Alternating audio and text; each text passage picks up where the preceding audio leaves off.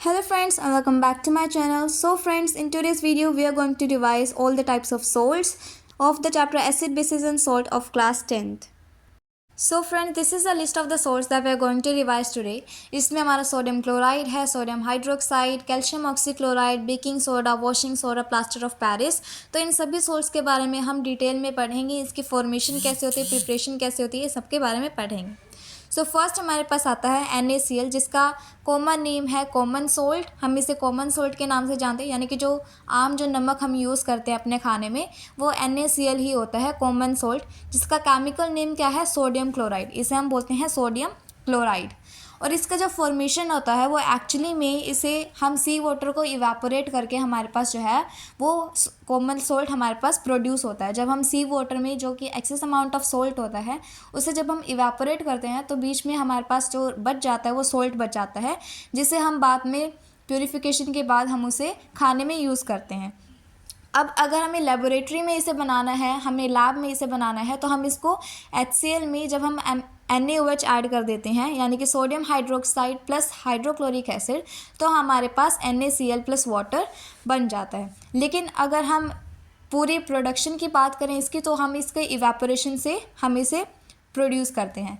अब इसके बाद में NaCl जो है बहुत ही ज़्यादा इंपॉर्टेंट सोल्ट है, जो कि बाकी सोल्ट्स बनाने के लिए भी काम आता है। So it is use for making other salts like NaOH, Na2CO3, यानी कि बेकिंग सोडा, बेकिंग पाउडर और वॉशिंग सोडा बनाने में हमारा काम आता है। तो ये इसके अलग अलग यूजेस हैं और ये बहुत ही इंपॉर्टेंट सोल्ट है जो कि बाकी सोल्ट्स बनाने के लिए भी काम आता है।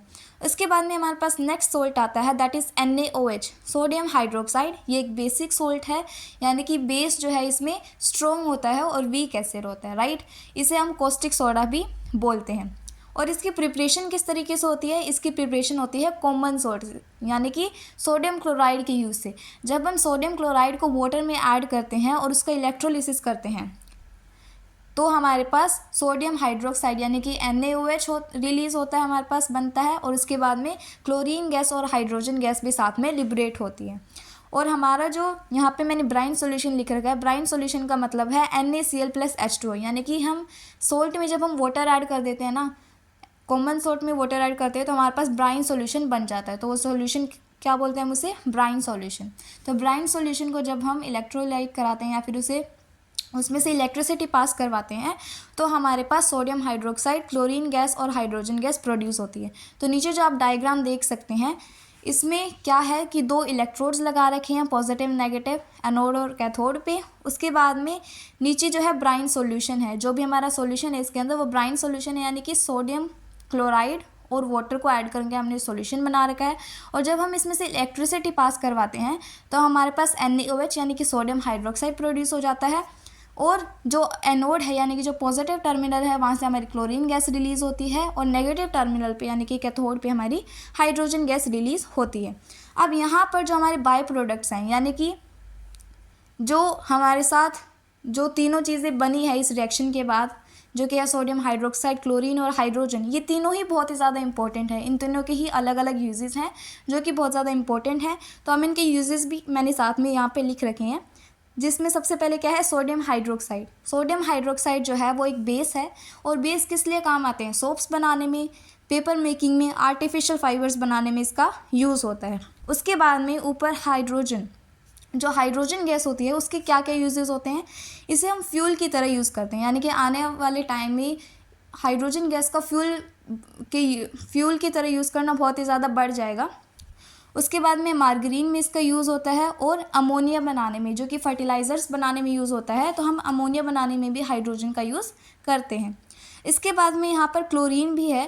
क्लोरीन का हम कहाँ कहाँ पर यूज़ करते हैं, क्लोरीन को हम डिसइंफेक्टेंट की तरह यूज़ करते हैं, ब्लीचिंग पाउडर में बनाने में इसका काम आता है, स्विमिंग पूल्स को डिसइंफेक्ट करने में, यानी कि स्विमिंग पूल्स को जर्म्स उसमें से मारने के लिए हम क्लोरीन का यूज़ करते हैं। तो इस तरीके से अलग अलग इनके यूजेस भी हैं जो आपको करने। अब NaOH के बाद हमारे पास नेक्स्ट सोल्ट आता है, दैट इज़ कैल्शियम ऑक्सीक्लोराइड, जो इसका केमिकल नेम है। और हम इसको कॉमन नेम है इसका ब्लीचिंग पाउडर, इसे हम ब्लीचिंग पाउडर भी बोलते हैं। अब ब्लीचिंग पाउडर के नाम से ही पता लग रहा है कि ब्लीच करने में काम आता है, यानी कि जो कपड़ा है उसमें से अगर हमें कलर निकालना है, कोई एक्स्ट्रा कलर है, तो हम उसे ब्लीच कर देते हैं, यानी कि उसमें से एक्स्ट्रा कलर निकाल देते हैं और सिर्फ जो मेन कलर होता है जो कि वाइट होता है वो बच जाता है। राइट। अब कैल्शियम ऑक्सीक्लोराइड यानी कि ब्लीचिंग पाउडर को हम किस तरीके से बनाते हैं वो हम इस इक्वेशन में देखते हैं कि कैल्शियम हाइड्रोक्साइड यानी कि स्लेक्ड लाइम जो कि प्रोड्यूस होता है कैल्शियम ऑक्साइड यानी कि CaO प्लस वाटर ऐड करने से, तो हमारे पास जो कैल्शियम हाइड्रोक्साइड बनता है ये एक्चुअली में अनहाइड्रस होता है, यानी कि ये पाउडरी फॉर्म में होता है कैल्शियम हाइड्रोक्साइड। इसके अंदर जब हम क्लोरीन ऐड करते हैं, इसमें से क्लोरीन पास करवाते हैं, तो हमारे पास क्या बनता है कैल्शियम ऑक्सीक्लोराइड यानी कि ब्लीचिंग पाउडर, और वाटर रिलीज हो जाता है। So calcium hydroxide plus chlorine will give you calcium oxychloride plus water. तो इस तरीके से इसकी प्रिपरेशन होती है। उसके बाद में इसका यूज़ किस तरीके से किया जाता है वो है it is used as an oxidising agent in industries, oxidising agent की तरह यूज़ किया जाता है। उसके बाद में इसे डिसइंफेक्टेंट, क्योंकि इसमें क्लोरीन यूज़ हुई है तो इसे जर्म्स मारने के लिए भी यूज़ किया जाता है। उसके बाद में इसका यूज़ पेपर इंडस्ट्रीज़ में भी किया जाता है, और it is also use in bleaching cotton and लाइनन in textile industries. इसका टेक्सटाइल इंडस्ट्रीज़ में बहुत ही ज़्यादा यूज़ किया जाता है, क्योंकि कॉटन और लाइनन यानी कि एक फाइबर को जब हम ब्लीच करते हैं तो हम ब्लीचिंग पाउडर का यानी कि कैल्शियम ऑक्सीक्लोराइड का यूज़ करते हैं।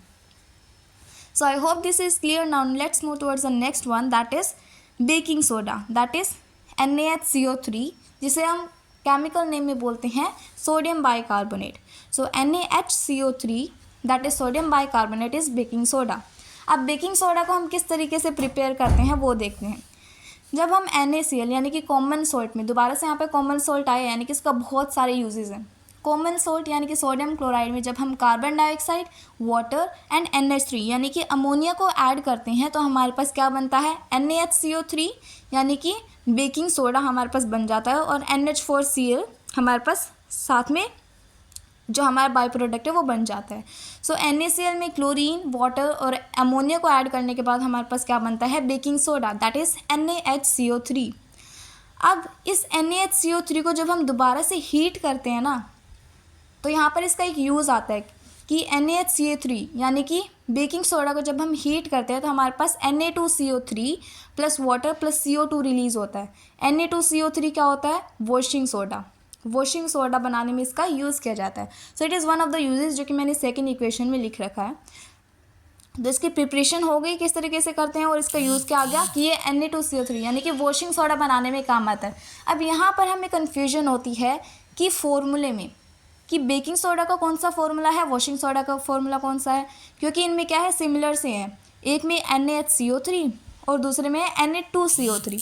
तो हमें ये ध्यान में रखना है कि वॉशिंग सोडा जो है, आपको ये ध्यान में रखना है कि वॉशिंग सोडा सुन के आपके दिमाग में ये नहीं आना चाहिए कि वॉशिंग सोडा यानी कि कुछ पानी जैसा है, तो हम पानी में क्या होता है हाइड्रोजन होता है, तो हम वॉशिंग सोडा का क्या रख देते हैं NaHCO3।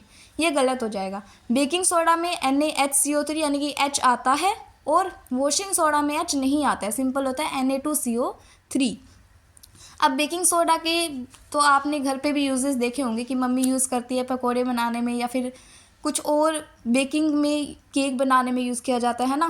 तो इसका यूज़ क्या है बेकिंग पर्पसेस में यूज़ किया जाता है। It is used as an antacid, क्योंकि एक बेसिक सोल्ट होता है बेकिंग सोडा भी, सोडियम बाइकार्बोनेट एक बेसिक सोल्ट होता है, तो इसे एंटासिड की तरह भी यूज़ किया जाता है। इसके बाद में इसका यूज़ सोडा फायर एक्सटिंग्विशर में भी किया जाता है। सोडा फायर एक्सटिंग्विशर बनाने के लिए भी इसका यूज़ किया जाता है। तो वॉशिंग सोडा का फॉर्मूला क्या है Na2CO3, इसे हम बोलते हैं केमिकल नेम क्या है इसका सोडियम कार्बोनेट, और कॉमन नेम है इसका वॉशिंग सोडा। तो इसका प्रिपरेशन तो हमने पहले भी देखा था, क्या था NaHCO3 यानी कि बेकिंग सोडा को जब हम हीट करते हैं तो हमारे पास क्या मिलता है Na2CO3 यानी कि वॉशिंग सोडा, H2O और CO2 गैस रिलीज़ हो जाती है। अब यहाँ पर जो Na2CO3 हमारा बना है वो प्रॉपर वॉशिंग सोडा नहीं होता है, वॉशिंग सोडा Na2CO3 नहीं होता है, उसके साथ में वाटर ऑफ क्रिस्टलाइजेशन भी एडिड होता है। तो इसका वाटर ऑफ क्रिस्टलाइजेशन यानी कि पूरा वॉशिंग सोडा बनाने के लिए हमें इसमें वाटर ऑफ क्रिस्टलाइजेशन ऐड करना होता है, यानी कि Na2CO3 plus 10 molecules of water जब हम इसमें ऐड कर देते हैं तो हमारे पास क्या बन जाता है Na2CO3.10H2O। तो हमारे पास ये प्रॉपर जो है वॉशिंग सोडा बनकर तैयार हो जाता है। अब इसके यूजेस देखते हैं। तो इसका जो यूज़ है वो परमानेंट हार्डनेस को वाटर की रिमूव करने में काम आता है, यानी कि it helps in the removal of permanent hardness of water. Permanent hardness का मतलब क्या है? इसका मतलब ये नहीं है कि वाटर तो है जो वो लिक्विड फॉर्म में, तो उसमें हार्डनेस कैसे आ गई, सॉलिड तो नहीं होता। इसका मतलब ये है कि उसके अंदर जो इनसॉल्युबल सब्सटेंसेस होते हैं वाटर के अंदर, जो सोल्ट्स होते हैं डिफरेंट टाइप्स के, उनको रिमूव करने में हम इसका वॉशिंग सोडा का यूज़ करते हैं। उसके बाद में इसे ग्लास बनाने के लिए, सोप्स बनाने के लिए यूज़ किया जाता है, पेपर इंडस्ट्रीज़ में यूज़ किया जाता है, और लास्टली इसे क्लीनिंग एजेंट के लिए तरह भी यूज़ किया जाता है फॉर डोमेस्टिक पर्पसेस। तो इसके ये हमारी यूजेस हो गए ऑफ वॉशिंग सोडा, यानी कि सोडियम कार्बोनेट। तो अब हमारा लास्ट जो सोल्ट बचा है दैट इज़ पीओपी। पीओपी को हम बोलते हैं प्लास्टर ऑफ पेरिस, जिसका केमिकल नेम है कैल्शियम सल्फेट हेमीहाइड्रेट, और इसका केमिकल फॉर्मूला है CaSO4.12H2। कैल्शियम सल्फेट यानी कि CaSO4.12H2O, that is hemihydrate. So calcium sulphate hemihydrate is POP. ठीक है, अब इसकी प्रिपरेशन किस तरीके से किया जाता है?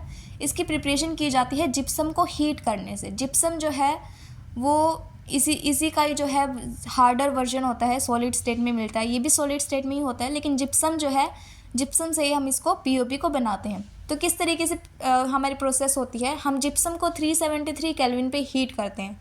जिप्सम का फॉर्मूला होता है CaSO4.2H2O। इसको जब हम 373 केल्विन पे हीट करते हैं तो हमारे पास क्या बन जाता है? CaSO4.12H2O, यानी कि पीओपी हमारे पास बन जाता है। अब इसके यूजेस क्या क्या हैं?